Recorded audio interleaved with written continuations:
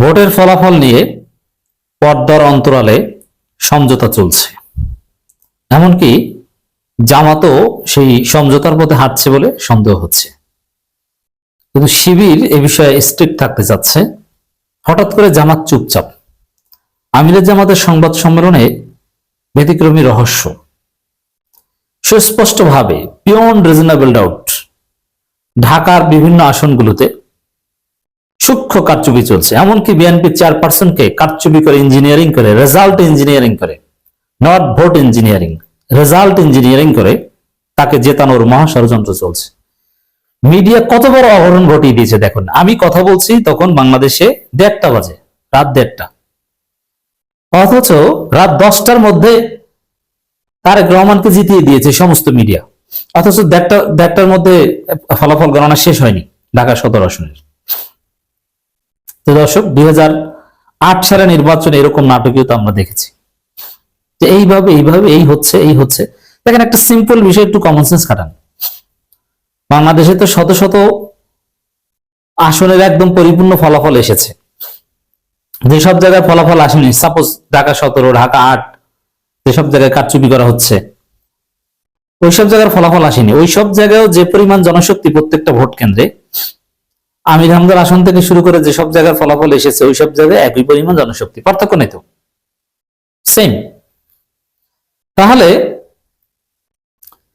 সেগুলোর ফলাফল সন্ধ্যার মধ্যে এসে গেছে 7টা 8টার মধ্যে, আর কোন কোন ফলাফল রাত 1:30টার মধ্যে আসে নাই, ফজরের পর সকাল 8টা 9টা আসবে কিনা সন্দেহ আছে, এবং খুব দ্রুত আসছিল হঠাৎ করে বন্ধ হয়ে গেছে।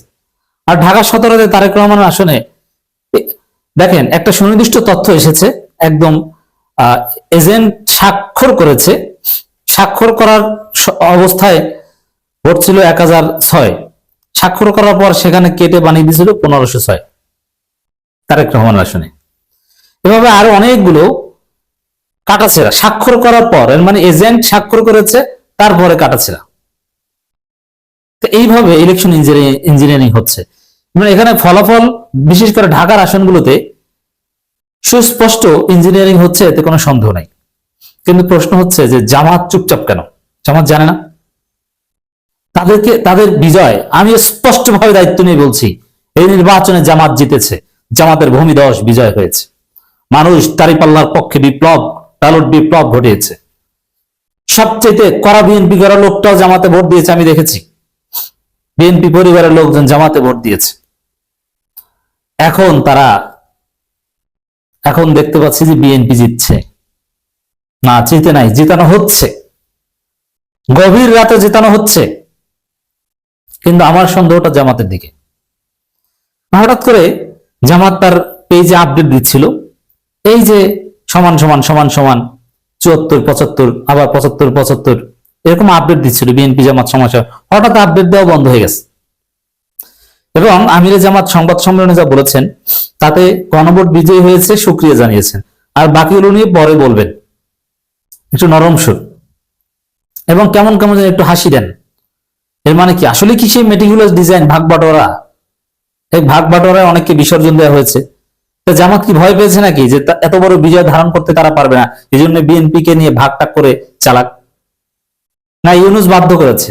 মানে এমন মনে হচ্ছে আমির জামাতের এপিয়ারেন্স দেখে, কি যেন একটা লুকাতে যাচ্ছেন, কিছু একটা বলছেন না, অ্যাভয়েড করছেন। এমনকি বিপ্লবী নাহিদ ইসলামও চুপচাপ, কি যেন একটা অ্যাভয়েড করছেন।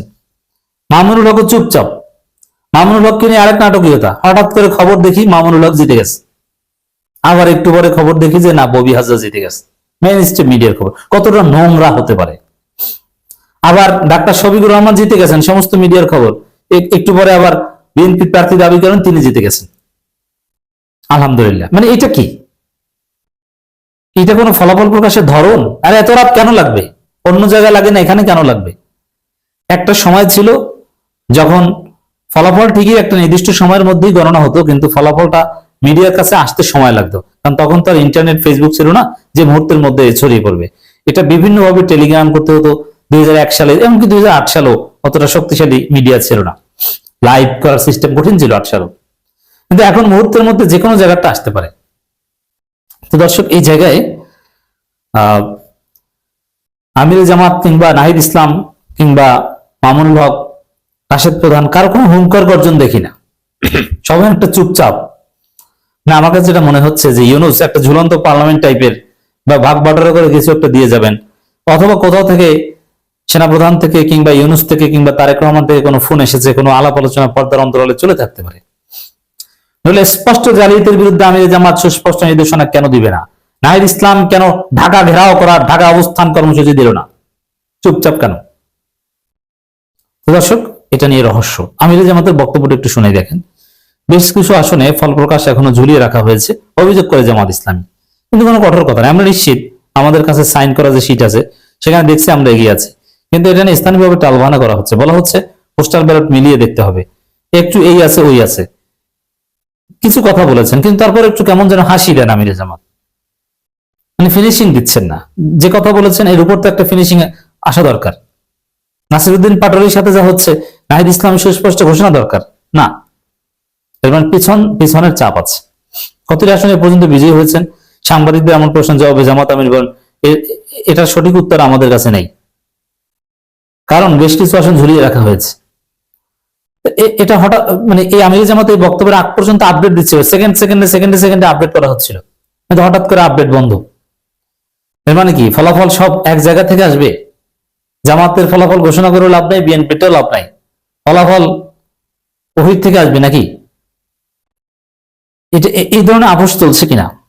জামাত আমির বলেন, আমরা আশা করছি সরকার খুব শীঘ্রই অফিসিয়ালি রেজাল্ট পাবলিশ করলে আমরা চূড়ান্তভাবে দৃষ্টিভঙ্গি জাতিকে জানিয়ে দেব। তখন তো কিছু করার থাকবে না, কারণ অফিসিয়াল রেজাল্ট পাবলিশ করার আগে আপনি রিচেক করান, আপনি আবার গণনা করতে বাধ্য করান। নির্বাচন রাজনীতি তত সহজ নয়। তো জামাত যদি এই ফলাফলকে বের করে আনতে না পারে, তাহলে ভোটারদের কাছে তাদের জবাবদিহি করতে হবে। জনগণ ভোট দিয়েছে তাদেরকে, কিন্তু সেই ফলাফল তারা কেন বের করে আনতে পারলো না? এই অযোগ্যতা নিয়ে আমরা প্রশ্ন তুলব। জামাত আমির বলেন, আমরা আশা করছি সরকার খুব শীঘ্রই অফিসিয়ালি রেজাল্ট। আমাদের দৃষ্টিভঙ্গি কি হবে? ইতিবাচক ধারা রাজনীতি, কল্যাণকর রাজনীতি, দলের জন্য রাজনীতি নয়। মানে এতক্ষণ বললেন যে ফলাফল ঘোষণা করা হচ্ছে না, নাটক চলছে, তারপরে বলছেন ইতিবাচক, কল্যাণকর, আমরা চুপ থাকবো, এটা মেনে নিব, অমুক তমুক। মানে তেমন কিছু করবেন না বোঝা যায়। 13 তারিখ পর্যন্ত দেখি ঝুলে থাকবে কেন? মানে একটা গাছারা ভাব, কিন্তু হা ভোট জিতেছে। মানে বোঝা যায়, আমার কাছে এটা মনে হয় যে আমির জামাতকে ডক্টর ইউনূস ফোন দিয়েছেন যে স্যার চুপচাপ থাকেন, বা ভাই আমরা দেখতেছি, চুপচাপ থাকেন, কিছু বললেন না। পোলাফানে ফেসবুক সোলাইমান রাজা বলুক, আমি দেখতেছি, আপনি ঠান্ডা থাকে। নাহিদকেও সেম কথা বলেছে, এমনকি তারেক জিয়াকেও হয়তো সেম কথা বলেছে যে আমি একটা ভাগ বটরা সুন্দর মতো করে দিব, সবাই মিলেমিশে খাবেন। আমার মনে হচ্ছে এরকম একটা মেটিকুলাস ডিজাইন ফলাফলের দিকে জাতি যাচ্ছে। এটা সুস্পষ্টভাবে জাতির সাথে প্রতারণা হবে। এটা জামাতের আমির করুক আর ইউনূস করুক আর যাই করুক।